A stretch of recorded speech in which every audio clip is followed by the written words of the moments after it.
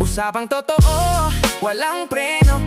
You under Vlogcaster, real talk lang, walang plastikan.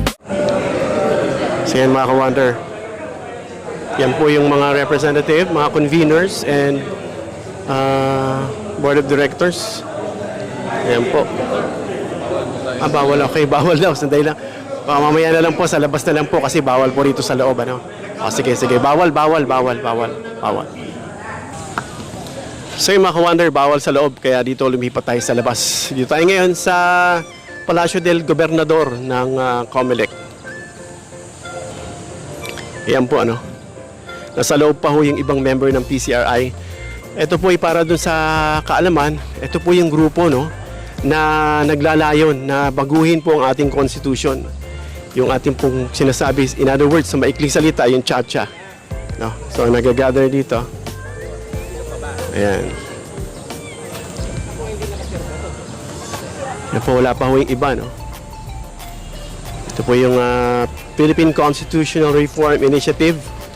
Naglalayo na baguhin po ang ating constitution, no? Federalism, unicameral. So antayin natin mga ka-wonder yung pagdating ng iba, yung official, yung pag-commence ng ating program for today dito po sa harap ng COMELEC. Ayan po, nandito tayo sa harap ng COMELEC ngayon. Ayan. Hinahanda yung nagpa-practice kasi may magpa-perform. Dito. Eto, si Sir. Kasama natin si Sir Carbonero, no? Siya ay isa sa mga convener, no? And directors, board of directors, sir, no? Sir, pwede ba kayong matanong ano bang merong event dito ngayon sa tapat ng COMELEC? Nagpa-file tayo ng People's Initiative sa pagbabago ng konstitusyon. Merong isang privately led, no, people's led na proseso, hindi pinondohan ng gobyerno, itong sa People's Constitutional Reform Initiative o PCRI, na naglalayong magbigay ng mga systemic na pagbabago sa ating pamamahala, kasama na yung sa ating konstitusyon, no? Ito yung pina-file natin ngayon. This is a attempt to file a People's Initiative petition to change the current 1987 Philippine Constitution to a constitution that will lead to a unicameral, federal, but also a presidential form of government na ating pinaghusay yung mga probinsyon na problematic noon, tulad ng sa anti-dynasty, sa usapin ng pagbibigay ng karampatang pagkilala sa mga iba-ibang rehiyon, lalo na sa Mindanao. At sa bahagi namin sa mga kalikasan sa Cabalay ay maraming provision dito ang pumapaloob ang mga usapin ng rights to nature, na isang konsepto ng pagbibigay karapatan sa ating mga ekosistema upang mas maayos na mapangalagaan for the future, at sa kasalukuyang pag-resolve ng mga maraming issues sa environment.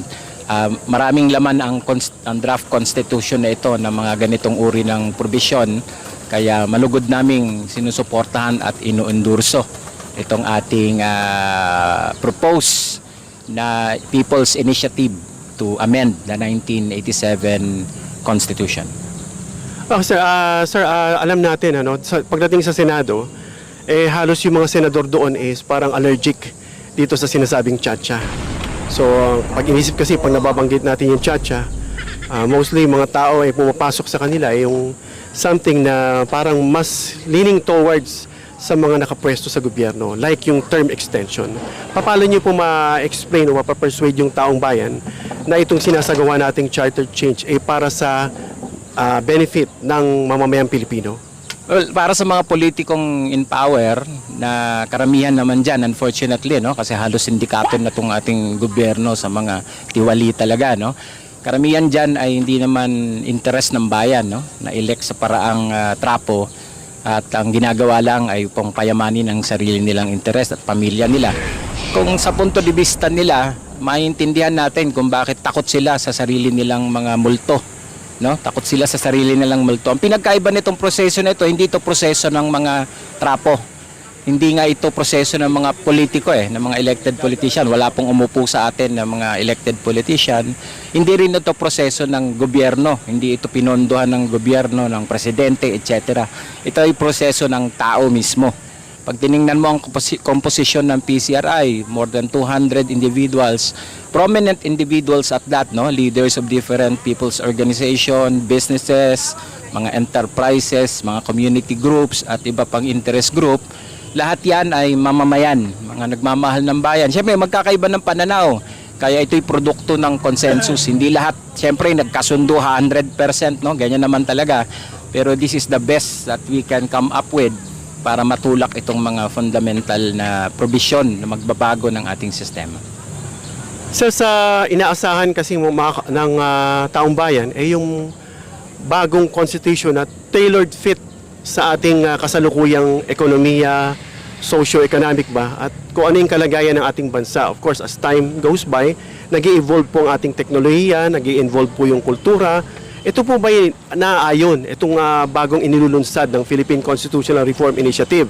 Kasi may mga bagay na nakapaloob sa Chacha na kumbaga iniisip nila kapag sinabi mong Chacha, ay total package, kagaya ng magkakaroon ng pagkakataon yung mga foreigners na makapag-ari ng mga ari-arian o mga negosyo rito sa ating bansa.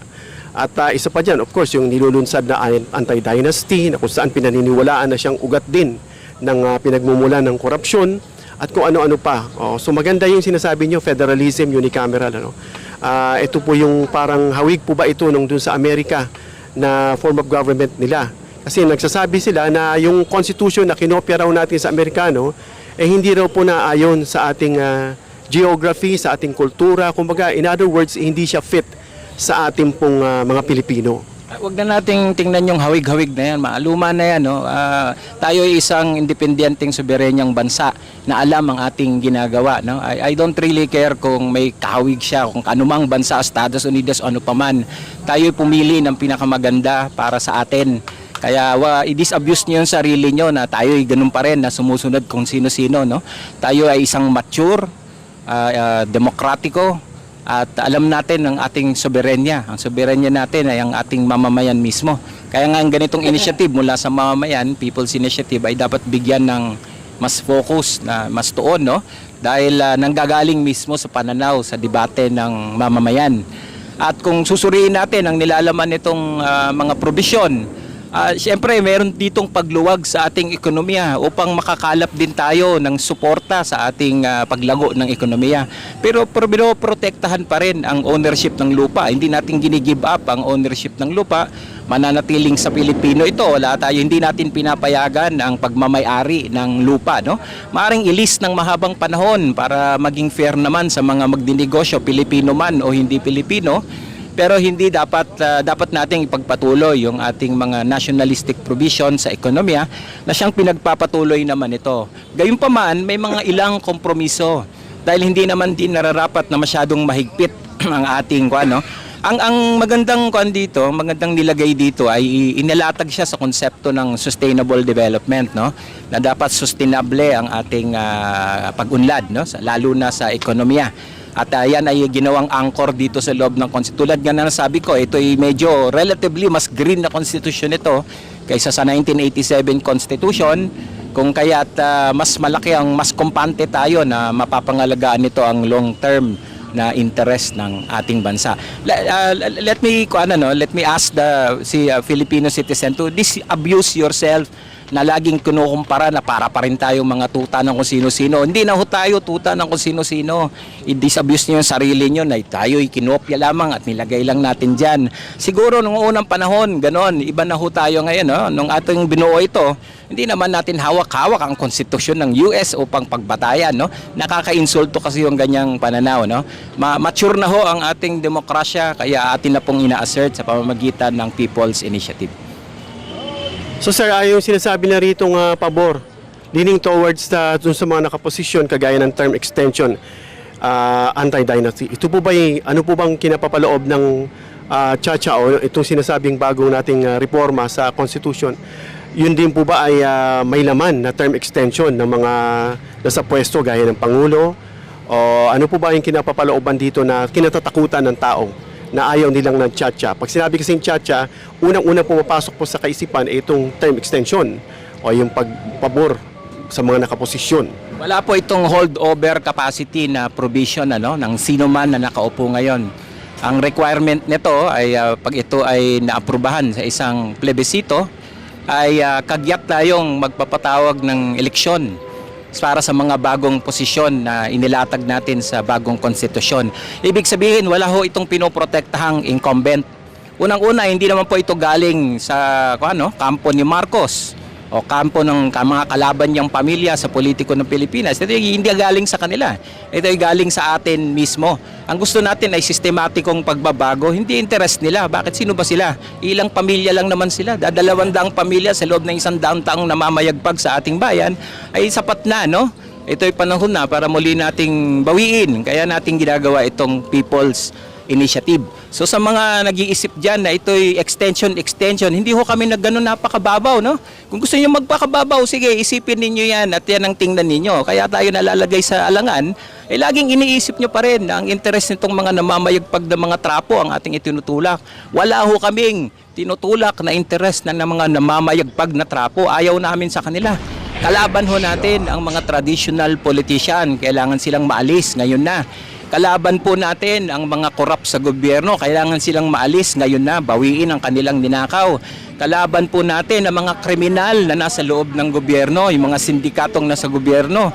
Kailangan ho silang alisin ngayon na. At kalaban din po natin ang mga political dynasty in whatever form. Sa loob ng draft na ito ay may transition, hindi minamadali kasi hindi ho mamamadali talaga ang pagbabago sa ating political dynasty.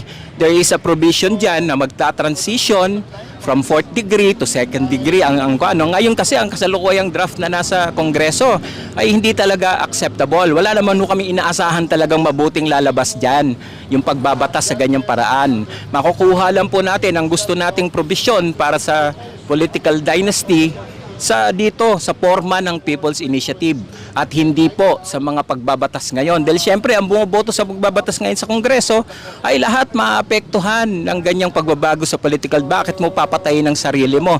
Kaya nga ho dinadaan natin sa People's Initiative.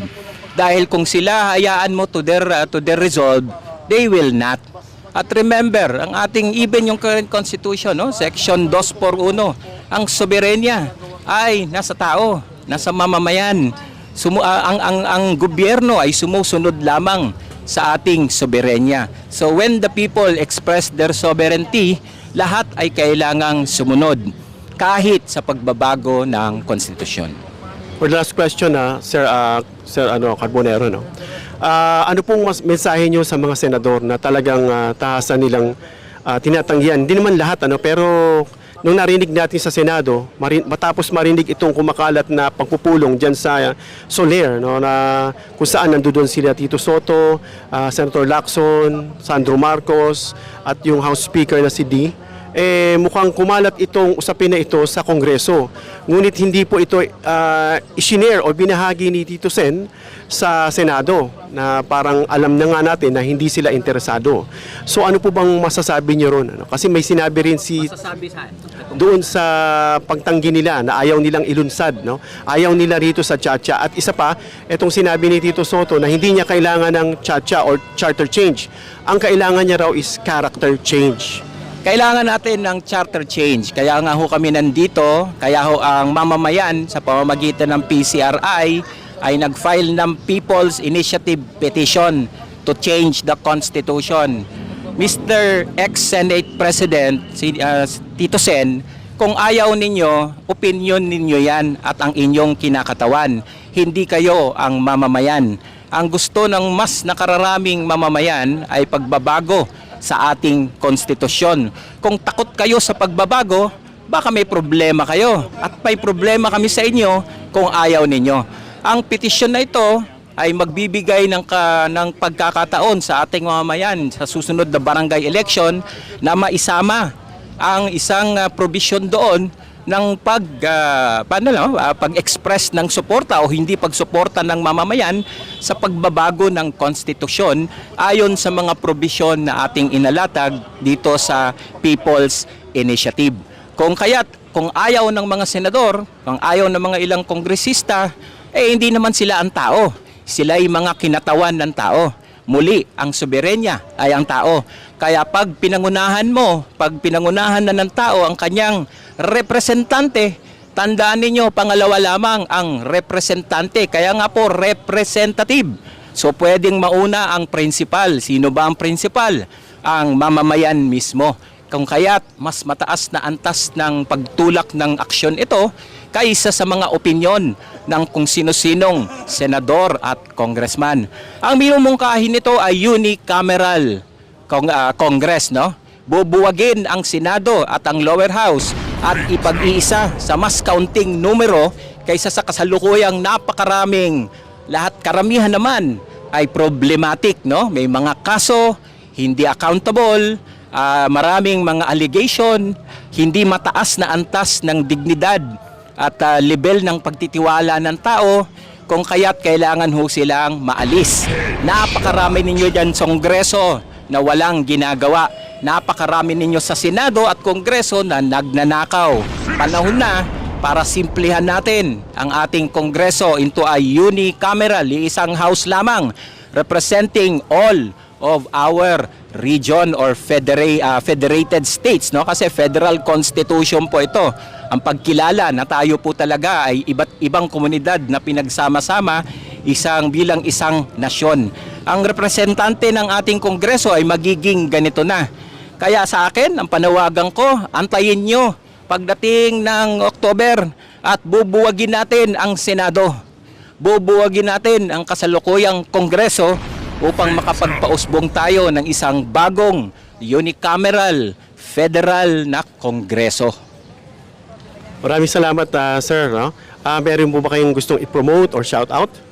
Well, inuulit po namin na sa bahagi po ng makakalikasan ng Kabalay, ang Nature Party, ay kami nagpo-provide ng conditional support sa ating PCRI na proposed federal constitution. Saganang ang mga provision nito ay maraming pumapaloob sa usapin ng rights of nature, no? Binibigyan din nito ang sustainable development bilang fundamentals sa paglalatag ng ating mga economic policy. At binibigyan priority nito ang mga aksyon na kailangan na para sa ating kinabukasan sa usapin ng climate change at iba pang problema ng kalikasan. Kaya kami po ay nagpo-provide, nag-extend ng aming conditional support. Gayunpaman, hindi na dadaan sa konstitusyon ang pagbabago sa kalikasan. Kaya conditional support lamang dahil kailangan makita pa sa actual na fruition, no? Yung talagang ma-implement siya. So sa lahat po ng mga makakalikasang individual, grupo at komunidad sa Pilipinas, paglaanan ninyo ng panahon na pag-aralan ang constitution na to kung bakit tinatawag namin na isa ito sa kasalukuyang mga mungkahi na pinaka-green na proposed constitution sa kasaysayan ng Luzon, Visayas, Mindanao. Maraming po salamat, Sir Roy Cabonegro. Isa siya sa convener and board of directors ng PCRI.